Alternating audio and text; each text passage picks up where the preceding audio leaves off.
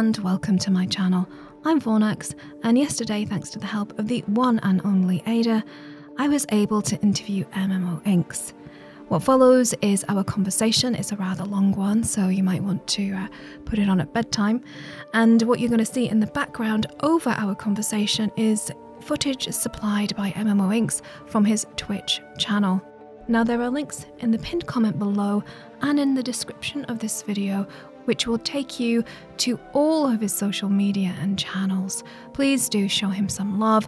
I'm very appreciative of his time. I'll see you at the end of the video. Thank you so much for being here and agreeing to be interviewed.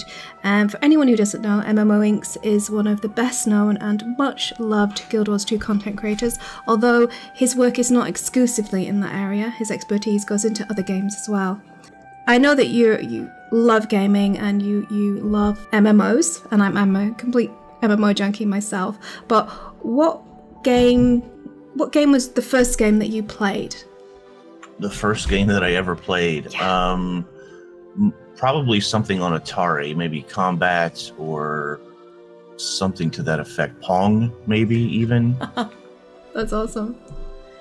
So you've got a long history of gaming.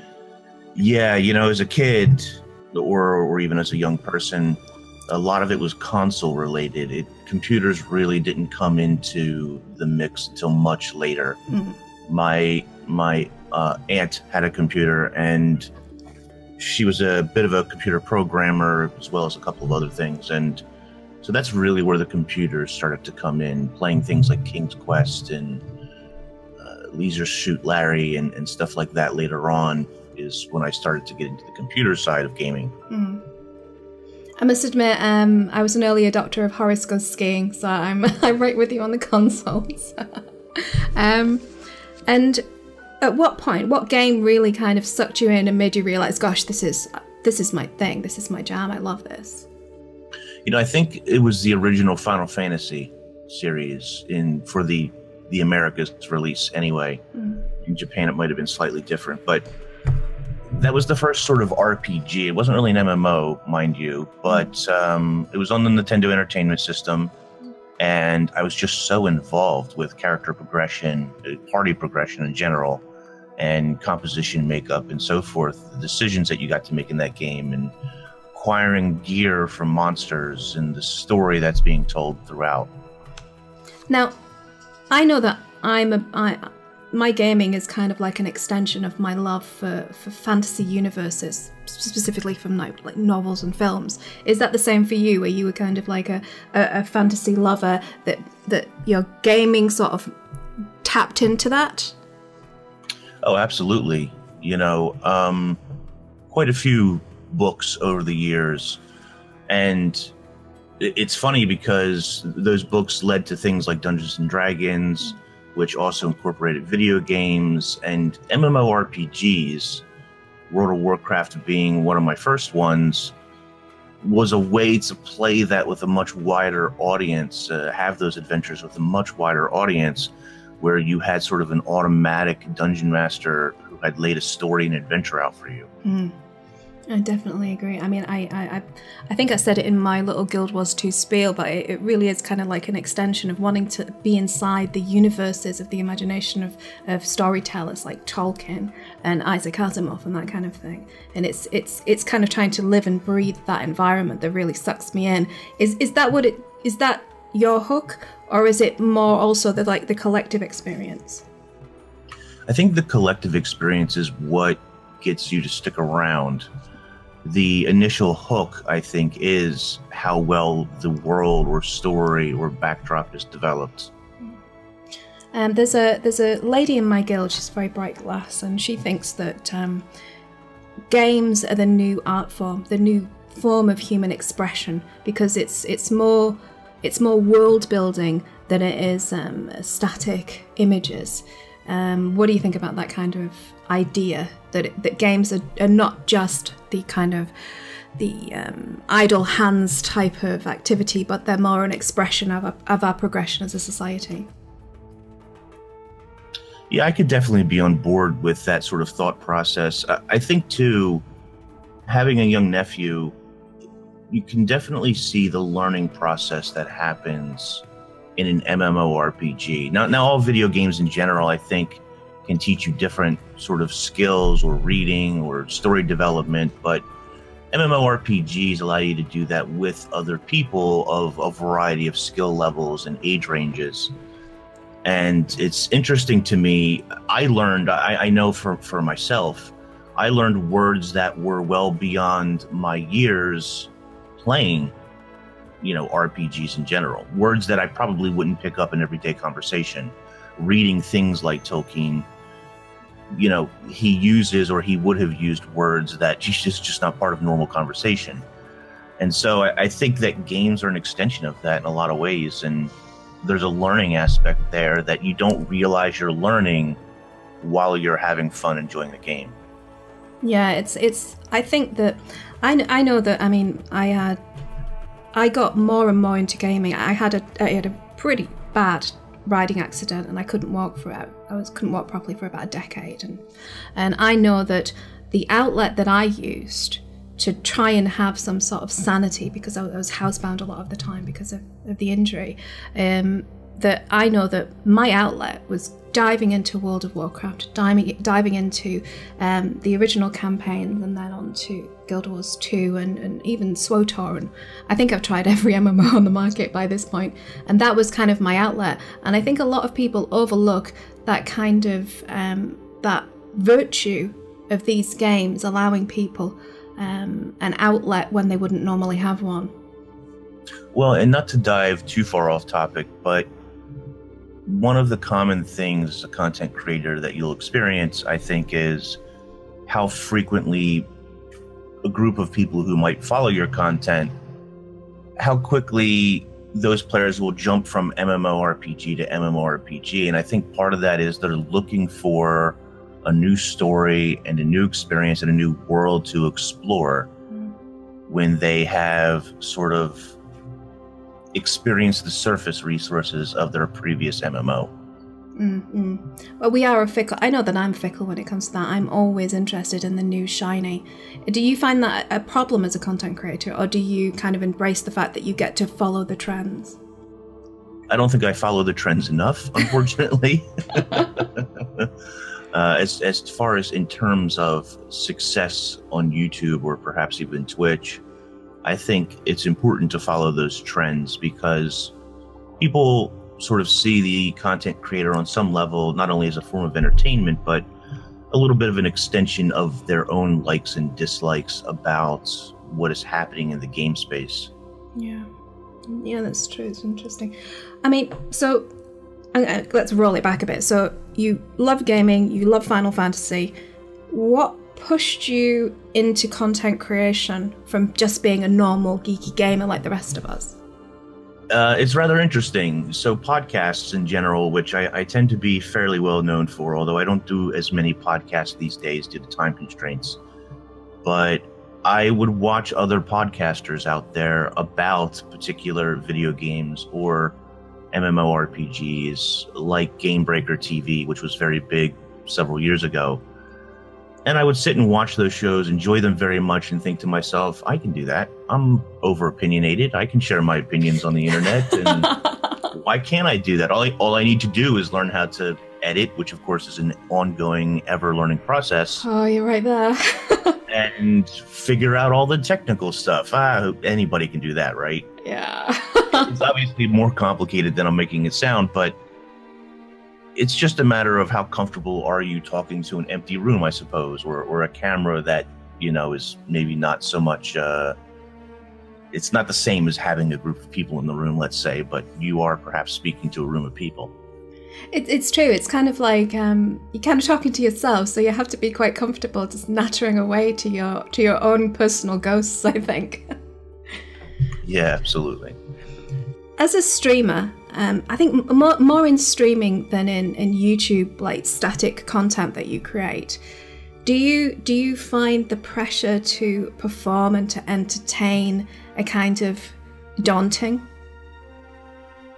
Yeah, on some level, certainly. You know, the beauty about things like YouTube's and edited videos is that any mistakes that you make or You can prepare a script ahead of time, or at least talking notes ahead of time, so that you know what message you're trying to get across or what teaching moment that you're trying to express.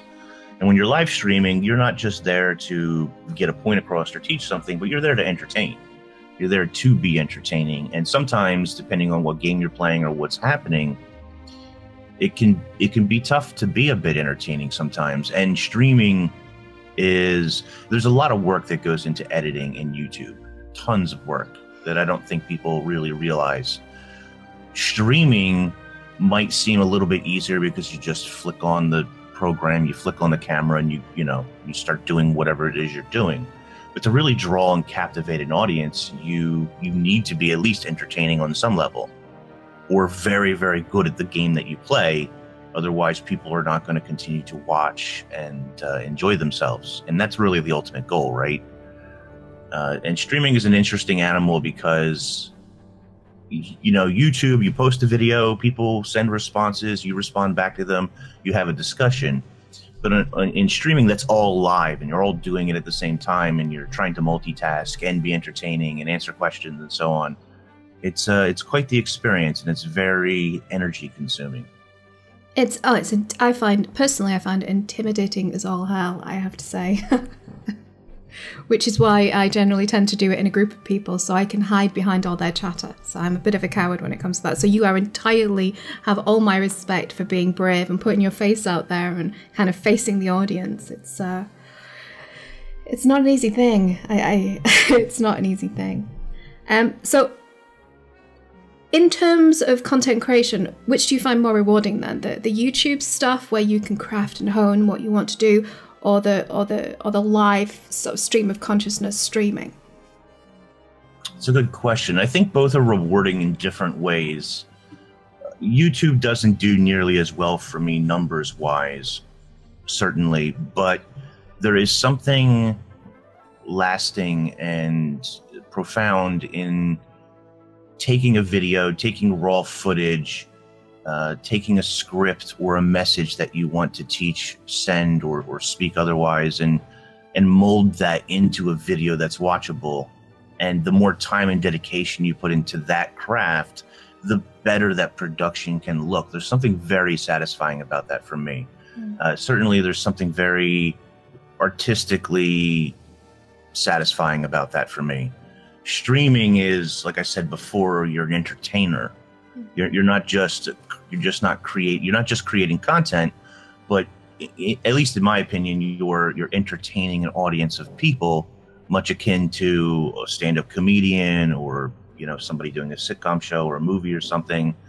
And I think that's very satisfying as well, when people are having a good time in your chat or engaged in your chat, asking you questions, spamming emotes or whatever it might be because something funny happened. There's something very satisfying about that as well. No, I totally agree. I feel like it's more like almost like a chat show almost, where and I'd like to try and do it as like a geeky conversation with buddies. But it's so hard. I have so much respect for you.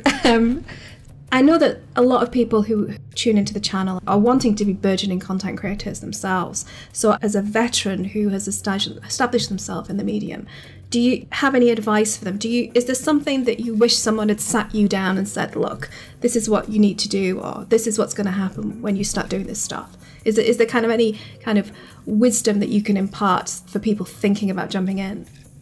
Probably loads of things. These are things that I'm still working on myself.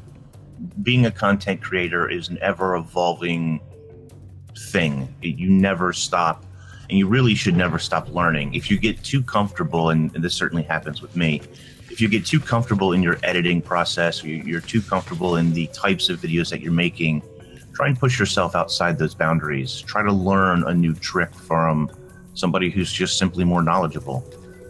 Try to have a thicker skin if you can. People are going to make remarks, no matter who you are and no matter what you look like, that are not always going to be so positive. Unfortunately, it's just the nature of the world. But, try not to take it too personally.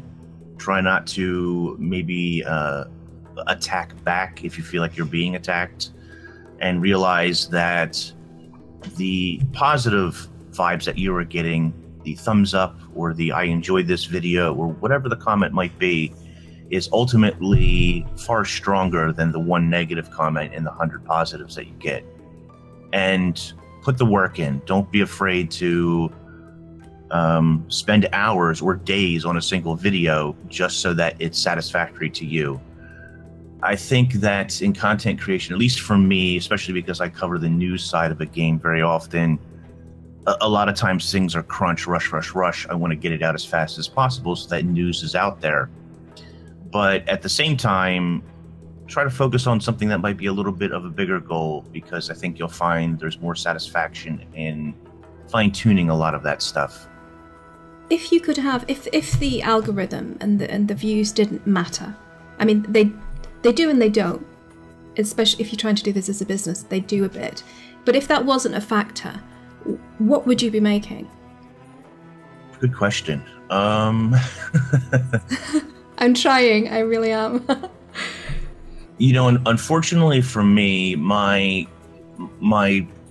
mediocre success, and I know some people will look at the numbers that I do have and say that you should be content with what you have, but I think depending on the person, my particular drive or my particular position is almost never happy with the numbers that I'm seeing or the growth that I see.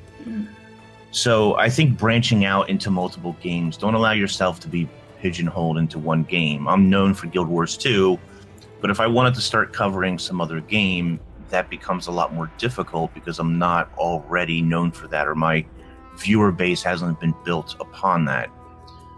And that's something that I struggle with, and that's certainly something that I continue to want to try. Other games that I do love or have passion for, I try to bring those to the forefront, but those things can be a little difficult sometimes. Yeah, I agree. I'm moving out into other games simply because I play other games, and I just want to cover the stuff that I'm interested in. And I know that Jedbro is doing the same. He's moving out into ESO because he just loves the game. And I know that there's been a bit of pushback. Gosh, I would ask you, is there any advice you can give us to deal with that? But I guess you're just... I think everybody's trying to sort of figure that out as they go. And I know I've definitely... I've had this conversation with Jedbro before, actually, just to bring him up.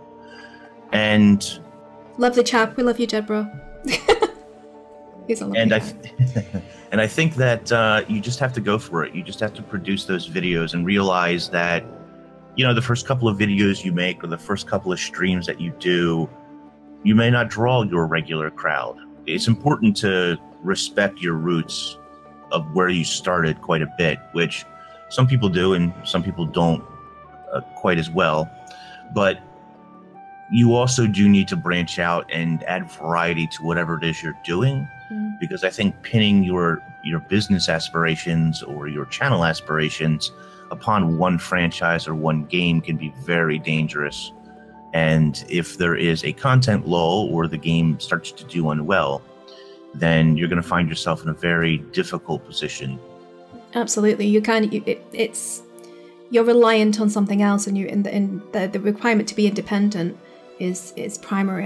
I think one great content creator who does it really well is Peachy. Now I know you're quite good buddies with her, and she seems to straddle many games with ease, and people kind of love her for it.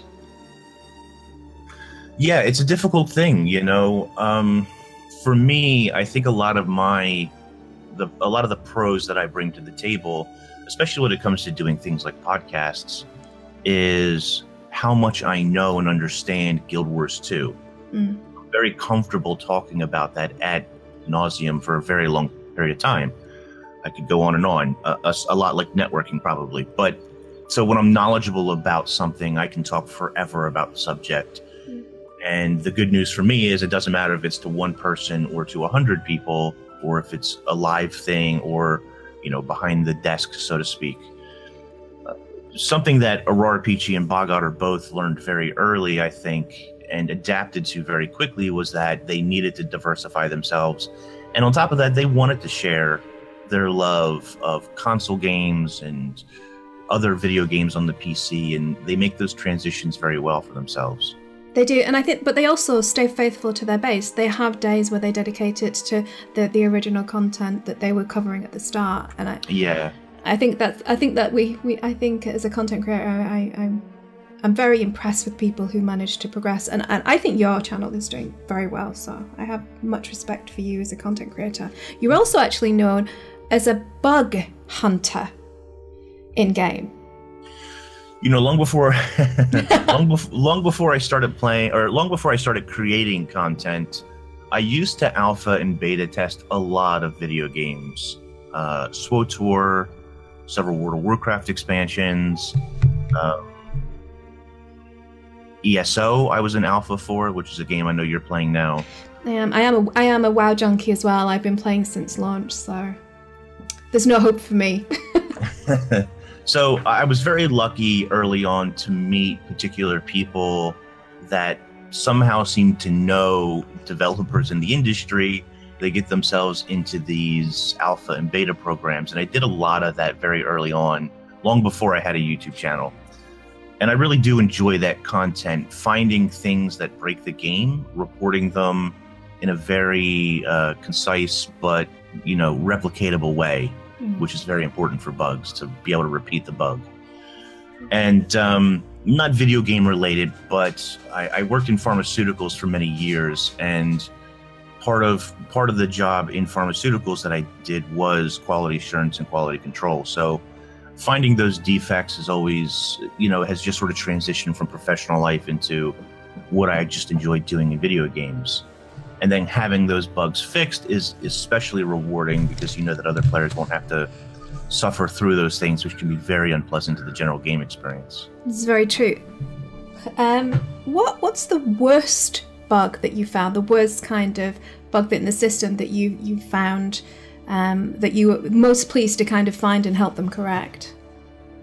I think there's a lot of common bugs where quests don't work or items don't work, the skills aren't working as intended. There's a lot of them that fall into the category of funny, where there's a weird graphical glitch. That was going to be my next one. Which has been the funniest one that you've? Yeah, like a weird graphical glitches where the torso turns a way that it normally shouldn't, or your arms get stuck at certain positions that just seem odd. So the Exorcist bug. Yeah. Any game with mounts, inevitably there's a bug where you're just standing on top of the mount. The mount's legs don't move or something like that, right? So yeah, those are always funny. Now, a little bird tells me that you like Legos. That's Ada, just a Texan bird. Where does this passion come from? I mean, I'm going to go back to gaming, but I just want to talk about this because I have like a Lego Millennium Falcon on my wall, so I know the bug. Yeah, I don't know. Ever since I was a child, I had just, you know, Legos were a very big thing when I was a kid, and a bit pricey, mind you. Even today, they're pricey. That's very true. But it was just fun to. There's a deeper side to me, I think. There's an analytical side to me that just likes to create and/or follow instructions to a certain point. Legos certainly do that, and they help you, or they allow you to create something very beautiful, be it a roller coaster or a Millennium Falcon or whatever the case is. But Legos, especially as a child, allow you to touch part of your imaginary side and take those bricks and create something unlike its original intended use, which I think is fantastic. Have you ever considered doing like a build video on your channel? I have a couple of times. There was a couple of sets now. I'm into these things called brickheads, if anybody wants to Google what they are. And I'm a pretty big Star Wars geek, so I tend to collect the Star Wars versions of these brickheads. The problem is cameras. In order to do something like that, there was a short time where I toyed with Magic the Gathering as well, opening packs and discussing cards and so forth. Yeah, lovely. But the problem is you need to have a proper overhead camera setup for those things, and unfortunately at this time I just don't have neither the gear or the space to produce the proper quality that it would need. Oh, that's a shame. You're a Star Wars fan. What do you think of the new movie plethoras that are coming out? Just completely off topic, sorry. I'm just curious, because I've loved some of them, I've disliked some of them. Yeah, it's an interesting topic. So I haven't seen the newest, the Han Solo movie, Solo Story. I haven't seen that one yet myself. The others I have seen, sometimes multiple times, and I'm not really... I guess what's sort of interesting about me is I don't go to the movie theater very often.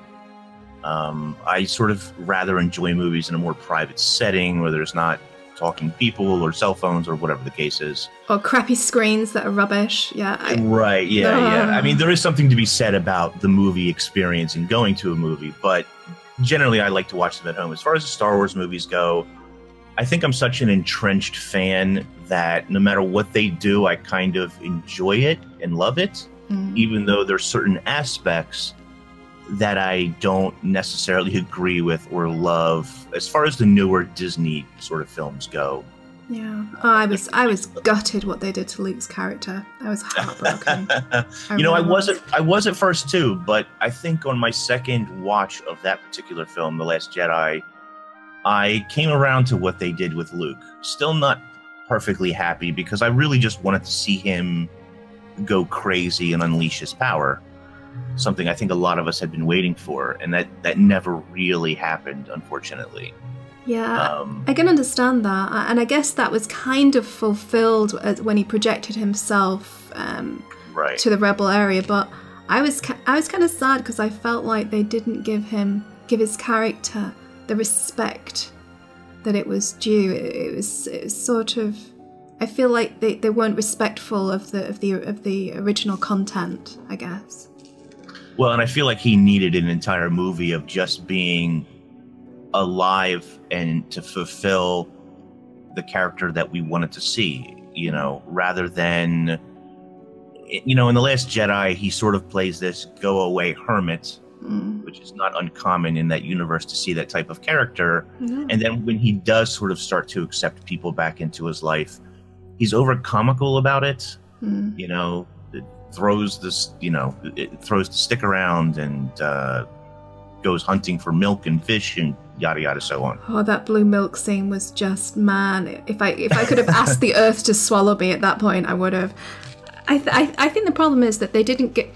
You can take a story anywhere as long as you give the viewer the logical steps to get to where it is, and there was no character progression from the Luke that we knew, even if you only watched the films and you didn't go into any of the comics or any of the graphic novels, there was no logical step from that young, hopeful, brave man who had sacrificed everything for the good to this broken person. There was no real... If they wanted us to go there, they needed to take us, and I think that was a failure of storytelling. Yeah, and they definitely tried to do that on some level. You know, he sees the darkness in his students, and but it wasn't enough, and it wasn't extrapolated enough to give people, I think, a satisfying experience. What's your take on the light and the dark side, and of course the grey? Sorry, this is a bit off-piste. I apologise. I'm just very curious because it's nice to talk to another Star Wars fan. You know, I think the light and the dark side, and of course the gray, it's a philosophical thing, right? It's an embodiment of how the universe works, really, on some level. That sounds probably far too deep for a Star Wars movie, but I think that's what Lucas and the other writers have been trying to convey the entirety of this time. And that in the pursuit of the light side and altruistic means, especially at their height of power, they're blind to all their weaknesses and their own corruption that sort of defiles them. I don't know. I don't know if it's too deep because, I mean, it's essentially the quintessential hero's journey. Just because it's done in a kind of science fiction setting, I think there's a nobility to that, and there is a mirroring of the Odyssey and the Iliad in it, as well as the kind of more Catholicism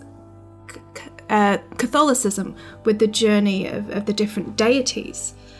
So I don't know. I think it's a serious topic because I think it reflects the inner struggle of people.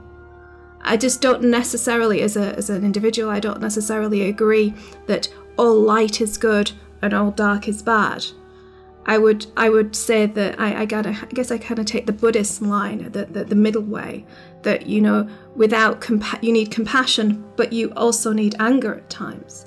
You can't resolve a situation without action, and action is often full of passion in order to achieve the goal. So you can't be a passive observer, as the light side would kind of almost render you immune to action. And that's why I feel like in the original films and in the follow-on of the prequels, I think that it's logical, really, if you look at the universe in terms of trying to have balance, that because the Jedi surpassed and supplanted the Sith, and because there was no balance, it was a logical pendulum swing to go full dark, because it's not virtuous to just have light, and it's not balanced to just have darkness, if you see what I mean.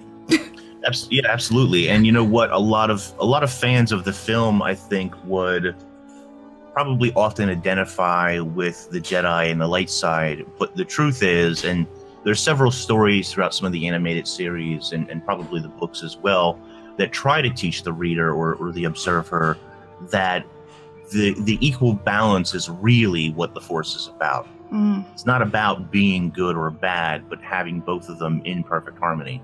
Yeah, there was an interesting story about the original Jedi training and two moons. One was light and one was dark. And when a student had gone too far down either path, they were sent to the other place to meditate on the virtues of both. And I think it's an interesting, and I'm hoping personally that although it's having some difficulties finding its place now, I hope that they kind of pursue that kind of narrative of the reasoned, rational center in the stories. And I hope kind of that's what Rey represents, because she's neither in awe of the light nor is she fearful of the dark. It'll be interesting to see how Rey continues to develop, for sure. I hope that what Kylo says to her in The Last Jedi about her family isn't actually true. It's rather boring if that's the case. But she's an interesting character to see how that develops. I just feel like in some ways they've done her a disservice by making her too good, too immediately... she's the immediate expert. She's the Deus Ex Machina, isn't she? She's so the skills that she has with a lightsaber, the abilities that she displayed, they just seem to have emerged out of nowhere, and it doesn't seem to. There doesn't seem to be a logical consistency there. That would be my complaint. And what's really interesting about that too is certainly she's a capable fighter with a bow staff, but that doesn't necessarily translate directly into a sword. No. And somehow she just picks up the lightsabers and instantly, there's nothing Luke can possibly teach her about the lightsaber because she is instantly awesome. It doesn't make sense, does it? No, not really. No. And we didn't even get a training montage. I mean, come on. Right. Sorry. Okay. So I'm going to get back on track now because I apologize. You have collaborated with many content creators. So which have been your most rewarding and which have been the most fun experiences you've had with when doing your collaborations? Oh, geez. A lot of this comes back to podcasts, I think. I've been very lucky very early on when Mighty Teapot approached me to do Tea Time, in that because there's always absences from doing that weekly, you do get to interact with a lot of different people in the community. And also being an ArenaNet partner, I think has helped that quite a bit as well. Not so much for Path of Fire, but back in Heart of Thorns or pre-Heart of Thorns launch, ArenaNet really tried to team up a variety of partners to work together doing podcast-like shows or videos together and that sort of thing.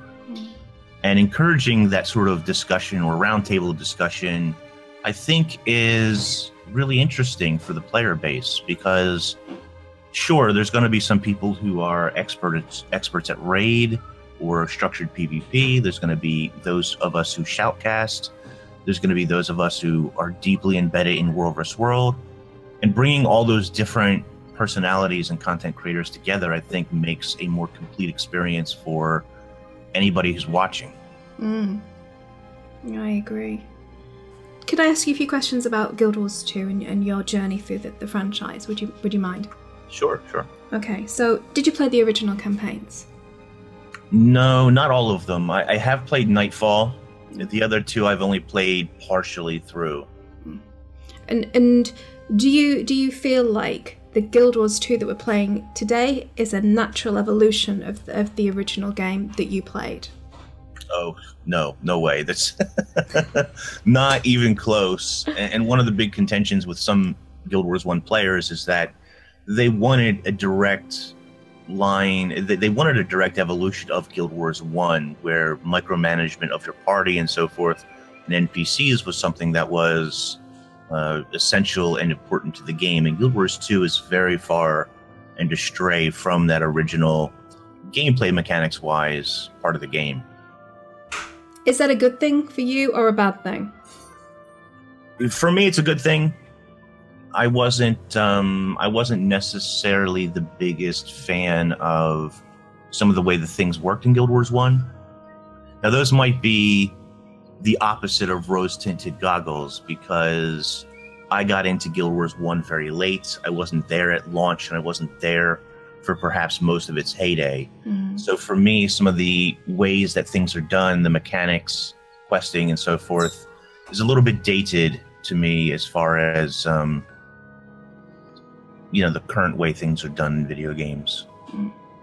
No, I agree. I mean, I personally, I did play quite a lot of Guild Wars 1, but I was kind of happy to see that it had gone to a more traditional MMO, and a little bit sad because I did enjoy some of the old mechanics. But as a modern MMO, how do you think it stacks up against some of the newer games coming out, like Black Desert Online, and I think I'm trying to think, and like the Final Fantasy has come out, and the re-emergence of that after its initial abysmal launch. Do you think Guild Wars 2 stacks up with its peers?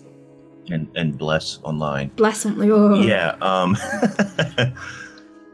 There's a lot of Bless UGs in my guild, I can tell you that much.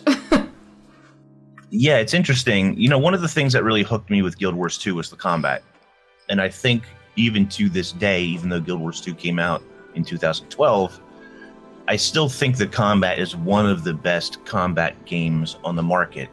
Now, that does depend on whether you are really into the first-person combat-oriented type of combo style like BDO has. And if you like that, then that combat is very different from Guild Wars 2.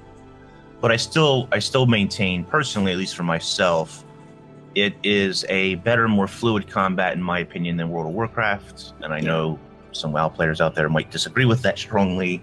It certainly feels better than, say, SWTOR, better than Final Fantasy, in my opinion. Yes.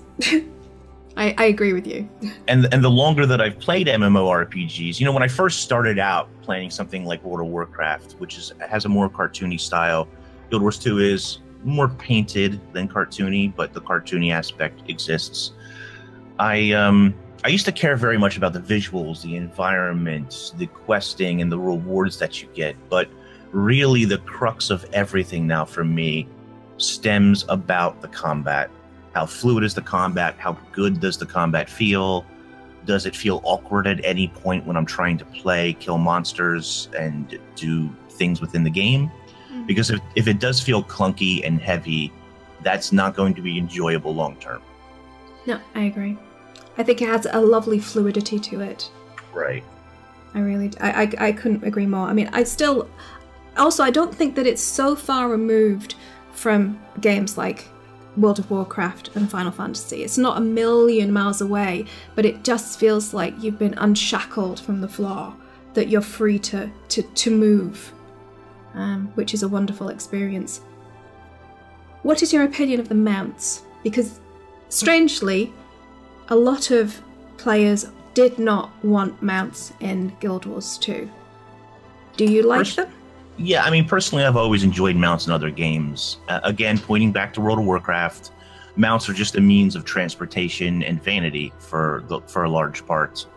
And I always enjoyed the mounts in World of Warcraft for what they were. The really satisfying and interesting about Guild Wars 2, Path of Fire specifically, because that's where we got mounts, they're not just about vanity, although that certainly does exist on many levels, talking about the gem store. Yeah. But but the mounts aren't just about transportation. They do things. They have combat initiatives when you enter combat. They give you certain buffs and bonuses when you leave the mount via that combat initiative. And the mounts aren't just about moving fast across the landscape, although some of them do that. They're about jumping very high or gliding for short periods. I feel like, more than any other game that I've played, they don't feel like a taxi. They feel like an integrated part of the game and exploration in a way that I've never experienced before. Mounts are definitely very special in Guild Wars 2, and nothing but praise from everybody I've ever talked to about them. It was this unexpected thing that players didn't really think they needed, and some of them did certainly want them. There was a lot of talk, even in 2012, about where are the mounts, because players were used to that sort of thing. But the landscape at the time, and certainly even in Heart of Thorns, there wasn't really a great mechanics need for having a mount to get around slightly faster. Path of Fire's map design, love it or hate it, was definitely centered around those mounts, and I think that gave them even more life than they already had. No, I completely agree. I'm sorry. I'm bearing in mind that we've been chatting quite a long time, so I'm gonna move along so that I don't take up too much of your time. So, the game has changed a lot since launch, and it's going to evolve. If you look at World of Warcraft, vanilla, WoW, it's incomparable, and I think that people who want vanilla servers are absolutely bonkers, and clearly they didn't play a lot of the original game. So, but that aside, where it is now, what is the trajectory of the game that you would like to see? Now, obviously, there's a lot of game types, but is there any kind of trajectory that you would like the game to be moving along for your personal preference?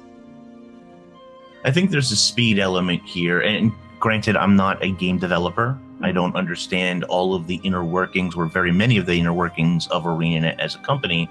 As a fan, even as a content creator on some level, I really want them to develop content either a little bit faster, certainly true when it comes to raids and fractals, but also I think that when they do create story content or those patches, they need to be very careful about giving stuff that people can complete, recomplete over and over again, replayability. Yeah. So I think there is, and sometimes they're very successful at that, don't let me get you wrong, but I think there's a little bit more replayability that needs to happen. And my personal bias tends to lead towards 5-man content and expanding that. We have dungeons in the game that really haven't been touched very much since 2012, 2013. Yeah. And a total rework of that system, which I realize is a lot of work. I don't mean to take away from the devs on that at all, but giving more 5-man content that's relevant, I think it's very important for the PvE side of things. And the current fractal release, for those who might not be aware, is 1 fractal every 2 living story episodes.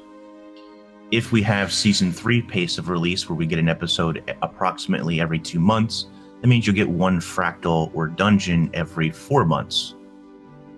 If it's at the current pace, which we're going through a little bit of growing pains currently, and the episodes are 3 months out, that means 2 fractals per year. That's not a lot of new content, is it, really? Right, and for 5-man instance content, which I think is very important in MMORPGs, that really needs to be upped a bit, in my opinion. I think, too, talking about expansions, which I do expect a new expansion for Guild Wars 2 in 2019, based on old trajectory. Sorry. Let's hope. I think that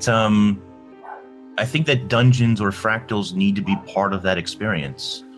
One of the criticisms of Path of Fire was that once you got to the story, which was amazing, and once you played through some of the maps, which didn't really have the same impact as the Heart of Thorn meta events, love them or hate them, there wasn't really much else to do. And having dungeons or fractals that provide tons of replayability over and over again for rewards is really what's going to hook players in there for the long term. I totally agree. I think that they had, every map had a meta on it for Heart of Thorns, and then everyone was like, dear God, this is a lot of stuff. And then in Path of Fire, there was just none. It was barren. It's like, no, we like them, but not everyone.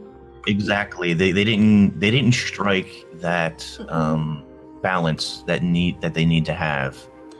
They needed probably two or three very large meta events that existed in Heart of Thorns to impact Path of Fire in some way.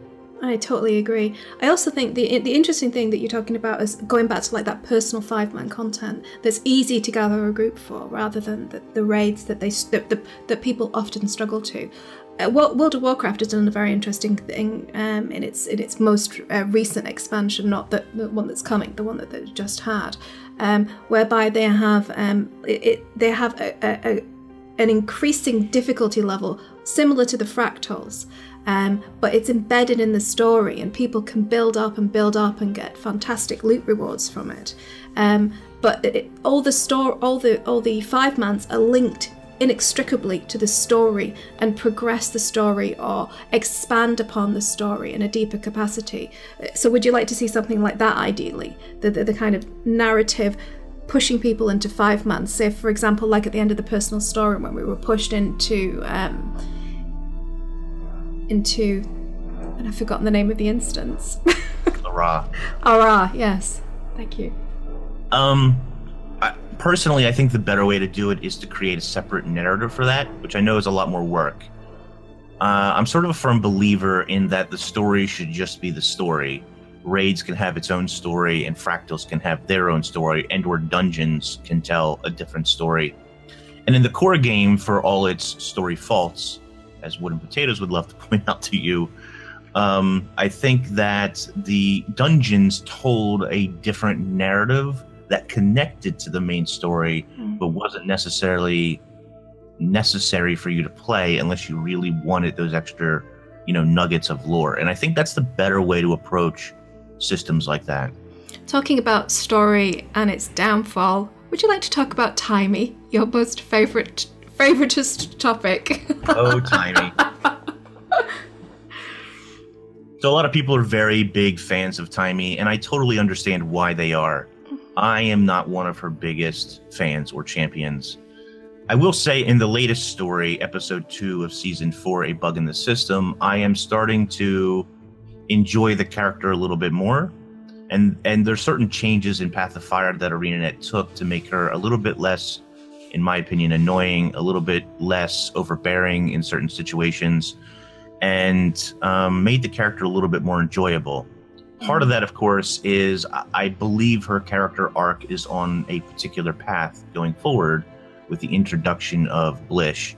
And that excites me and that interests me. Is that just because you want to kill her? Well, no. I think that there's something, as somebody who has a disability himself, I think a lot of people identify with Timey having a disability. Yeah. And I had a conversation with another fan not too long ago saying that they would never put her into a golem body because that would somehow take away from those who identify living with a disability. On the other hand, as somebody who has these physical ailments, I can understand the perspective of why she finds Blish so beautiful. The fact that he doesn't have to worry about vulnerability and frailty and living with whatever pain that Timey does have. And so I do understand that beauty, and I do understand that probably drive to consider putting yourself into this autonomous body that isn't going to break down and that isn't going to fail you. Oh, hell yeah. As soon as science can make me a better body, I'm in there, mate. You're not stopping me. I am...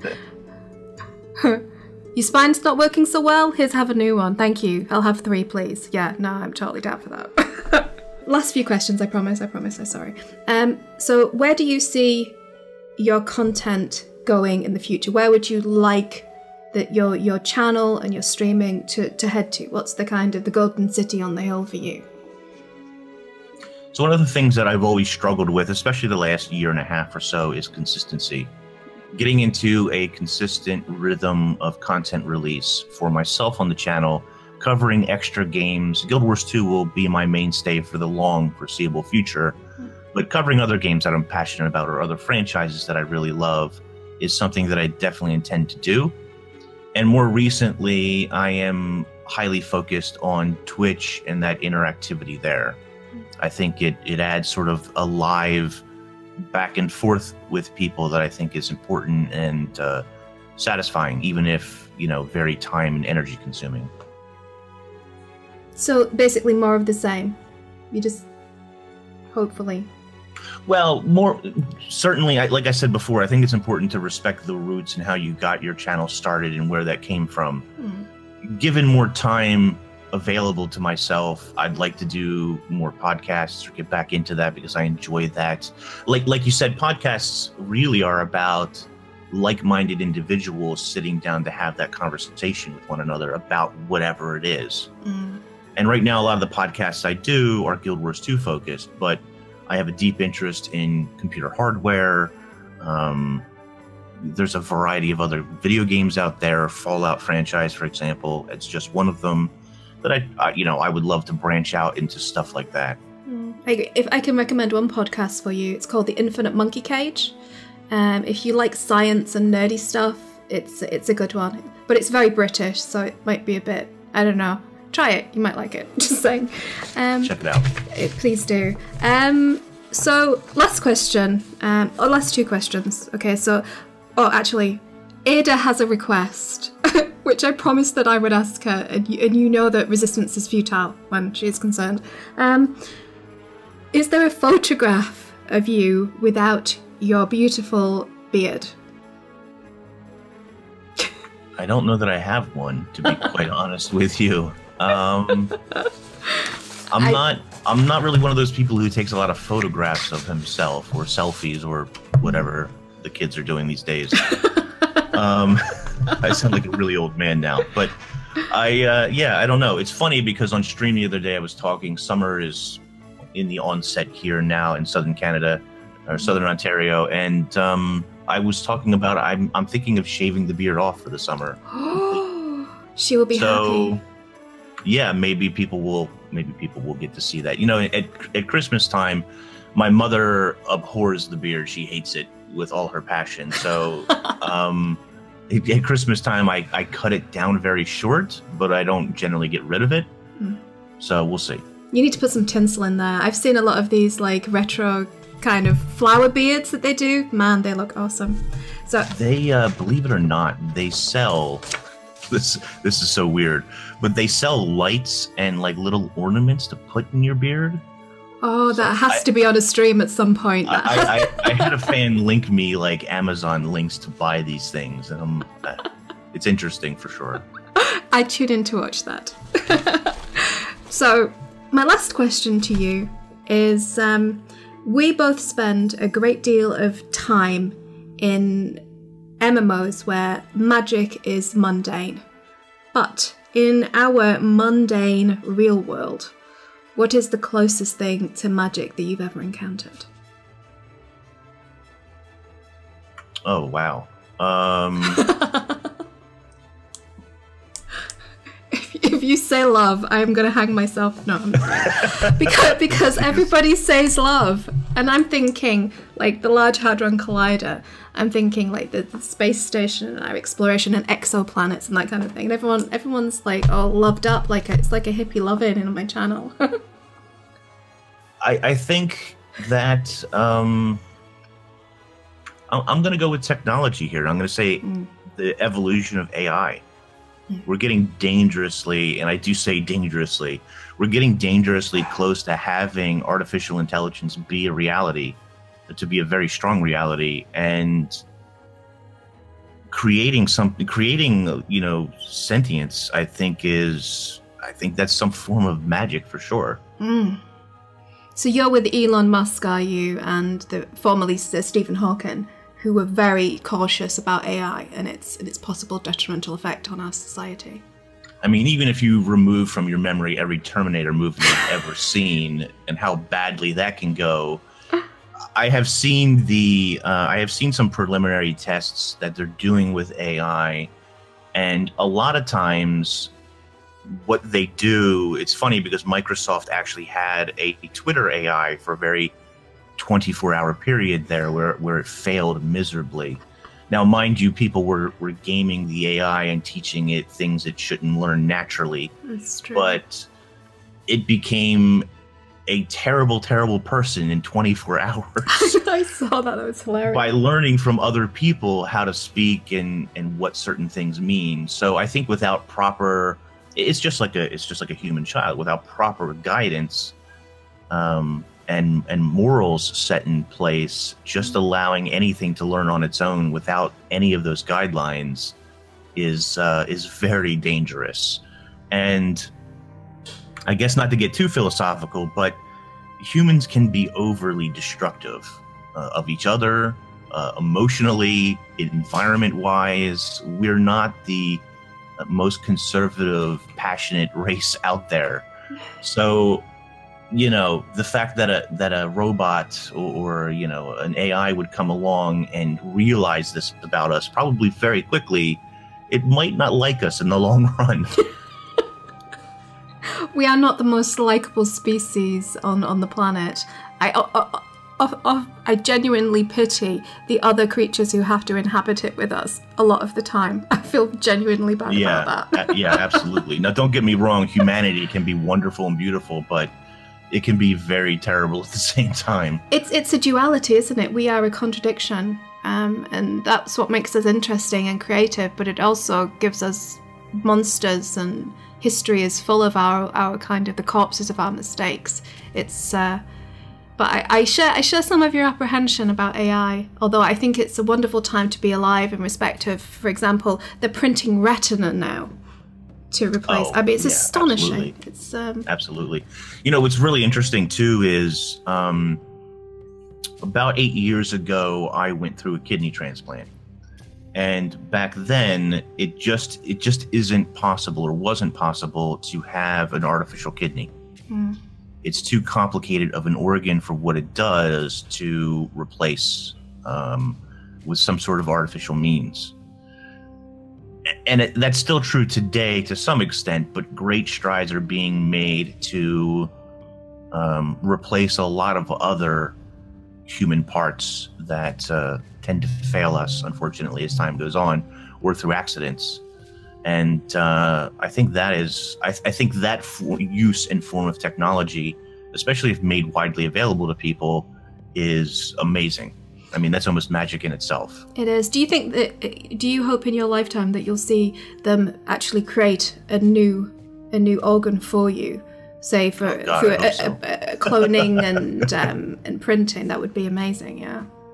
Yeah, I mean, I certainly hope so. The daily struggles that, you know, even with a perfectly implanted organ, it's certainly a much better life than if you didn't have it, obviously, depending on which one it is. Mm. But there's still a difficulty, struggle, and anxiety, I think, that comes with knowing that you're on a clock of some sorts, even if it's an imaginary clock in your head.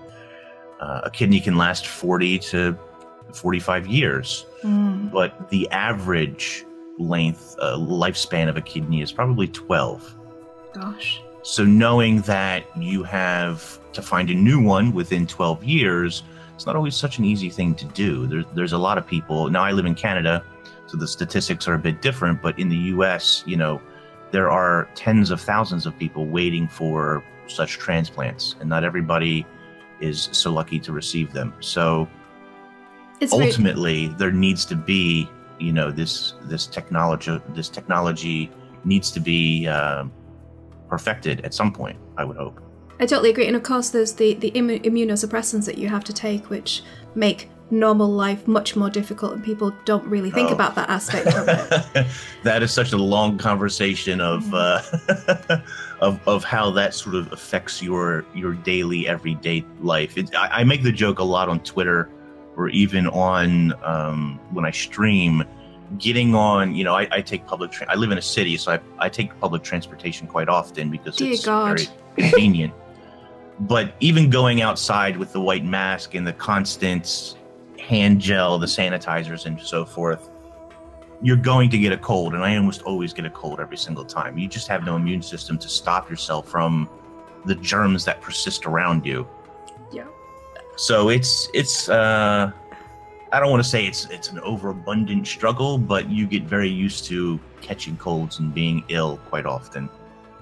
Well, I think that you do a remarkable job of overcoming your issues, and that you have created a wonderful community, and you've fostered such goodwill and understanding. I think you're a stellar example of how a person can push through past the things that are happening to them to do something that's greater than themselves and brings entertainment and joy to other people. So I think you're an awesome chap, and I really appreciate you giving me your time today to chat.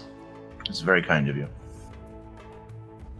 Oh, is there anything you'd like to say before we close out the interview?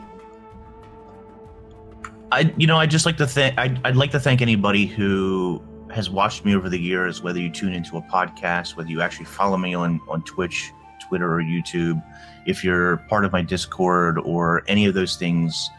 If you've ever been one of those people, be it a regular person or not, I would just like to thank you, because it's those viewers, the 7,000 plus of you out there that do exist, it's those viewers who continue to support and watch the videos that give me the drive to keep doing these things. And, you know, for whatever support that I receive from doing so, it really does make a big difference in my personal life as well as professional. So thank you very much.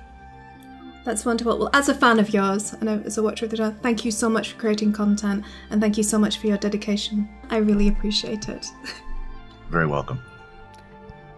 Well, if you've made it to the end of the video, you deserve some sort of a medal or award. I hope it was interesting though, and I hope you enjoyed our conversations. Please do join in the comments below. I will be down there for at least a couple of hours commenting and chatting with you guys about our conversation and what you think.